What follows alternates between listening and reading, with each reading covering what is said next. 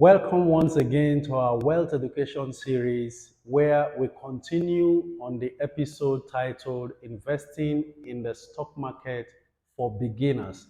And I began the first episode by saying what is investing, where I define investment and also started the steps to take to start investing in the stock market as a beginner. Recall, number one step was that you define your risk tolerance. You have to know how much risk you are able to take as a human being. And I explained how our risk tolerance levels differs, especially with age. So we continue on that. And today I continue with number 2 point, which is that you decide on your investment goals. You don't go into the stock market without any direction or any goals whatsoever. The best thing for anyone who wants to succeed in the market is to have a goal. Why are you investing in the stock market? Are you doing so because you saw somebody else doing that? Nobody succeeds that way. You have to have your personal goals. For instance, you want to invest in the stock market to grow your capital, or you want to invest in the stock market for the purpose of generating income over a period. That's an investment goal. And there is what to do in the market to achieve those goals. Perhaps you also want to maybe build a house. The fund is not enough yet, so you want to keep building the funds to grow at the same time while adding more money to it to get to that point where you want to fund your building project. Or you want to buy a car, or you want to fund a vacation over a period, or you want to even pay for tuition. These are investment goals that you can have and focus on as you get into the market. You see, goals can change over time, so you have to pay attention and be able to also adjust accordingly as times changes. You see, you need to keep following up so you maintain your focus on achieving your goals. Now, number three thing you need to do is to determine your investment style. Do you want to invest all by yourself? Do it yourself approach will require a lot of hard work in learning the process and making mistakes, some of them very costly.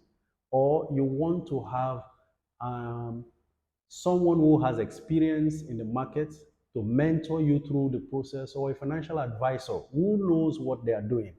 There's this popular saying that heaven helps those who help themselves. But the truth of the stock market is that just like the Lord, heaven helps those who help themselves. But unlike the Lord, it does not forgive those who know not what they are doing. If you don't know what you are doing in the market will never forgive you. And that's why a lot of people who jumped into the market because they heard that it was making money without finding out exactly and getting enough knowledge about the market, they got their fingers burnt and will never have anything to do with the market again.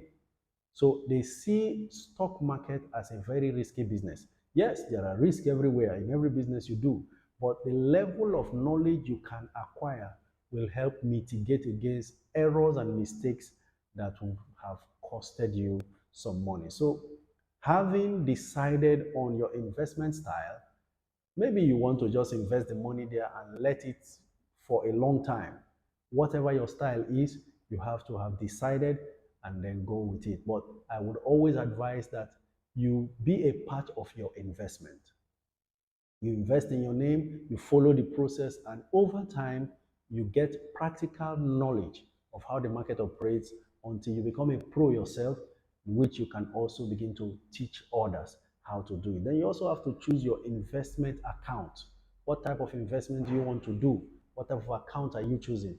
Make sure that as you register with a stockbroking firm, you are able to also invest not only in stocks, but also in mutual funds and also in ETFs. ETF is exchange traded funds, funds that mirror the movement of an index, a stock market index, so that you minimize the risk of investing only in single stocks. You get? So I advise people who don't have enough money and yet are afraid not to lose their money. They want safety of capital because you don't want to risk too much.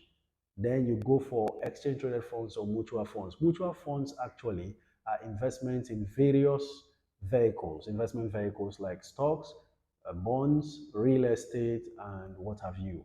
So those are mutual funds. So they pull your money and invest in a lot of things and then give you returns. Now, the disadvantage of investing in funds like mutual funds and ETFs is that the growth of your capital is very slow compared to stocks, especially when you pick the best stocks.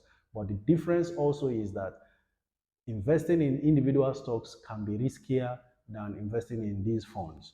And so, as the saying goes, the higher the risk, the higher the returns applies very well here. And then the last point, which is point number 5, is that you should learn to diversify your investments. Now, you don't go into one company and invest all of your money, especially if the money is much.